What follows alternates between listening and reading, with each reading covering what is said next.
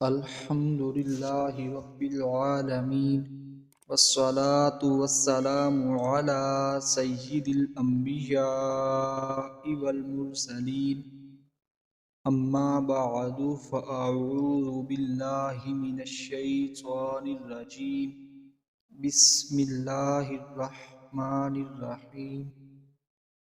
ولا تلبسوا الحق بالباطل وتكتموا الحق وأنتم تعلمون وأقيموا الصلاة وآتوا الزكاة واركعوا مع الراكعين صدق اللہ العظیم۔ آج میں بیان کروں گا سورہ البقرہ شریف کی آیت نمبر 42 اور 43 کا ترجمہ اور تفسیر قرآن و حدیث کی روشنی میں۔ آیت نمبر 42 میں اللہ تبارک و تعالی نے ارشاد فرمایا،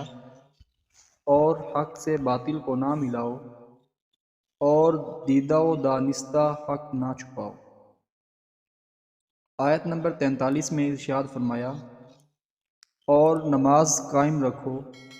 اور زکوٰۃ دو اور رکوع کرنے والوں کے ساتھ رکوع کرو۔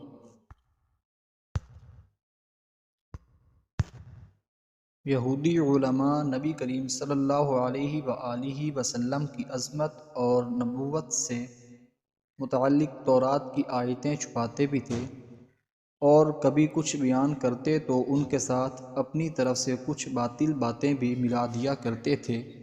مثلاً اپنے پیروکاروں سے کہتے کہ محمد صلی اللہ علیہ وآلہ وسلم نبی تو ہیں، لیکن ہمارے لیے نہیں بلکہ دوسروں کے لیے ہیں۔ یہودی علماء نے اس طرح کی کئی باتیں گھڑی ہوئی تھیں جن کے ذریعے وہ جان بوجھ کر حق چھپاتے اور حق اور باطل کو ملا کر دھوکہ دینے کے طریقے اختیار کرتے تھے۔ علامہ علی بن محمد خازن رحمۃ اللہ علیہ فرماتے ہیں،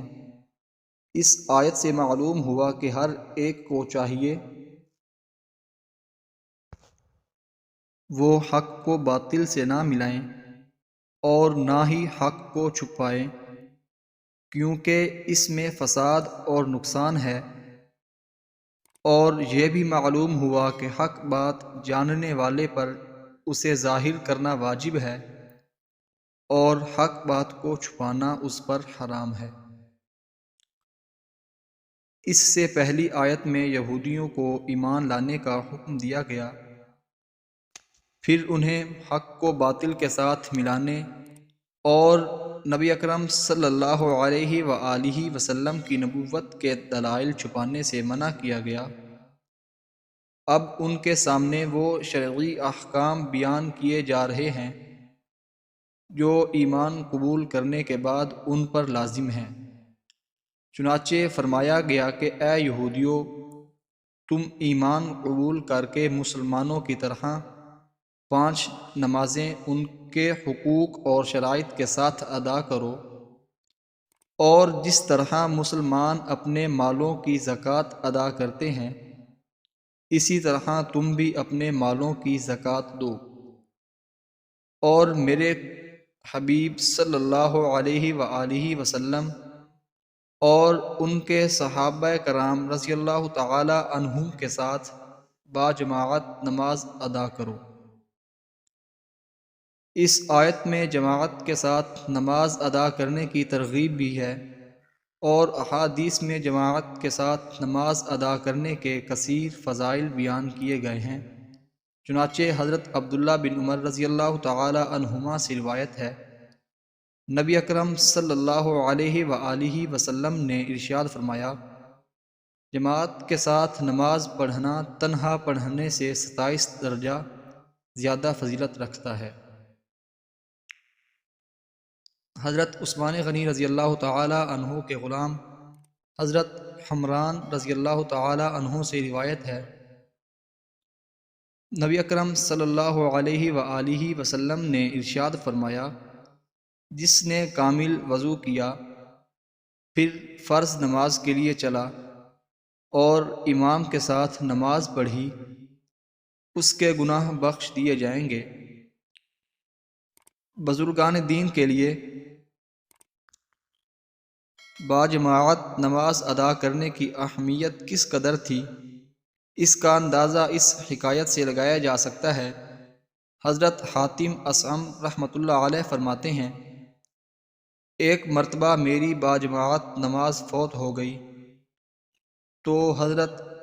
ابو اسحاق بخاری رحمۃ اللہ علیہ کے علاوہ کسی نے میری تعزیت نہ کی،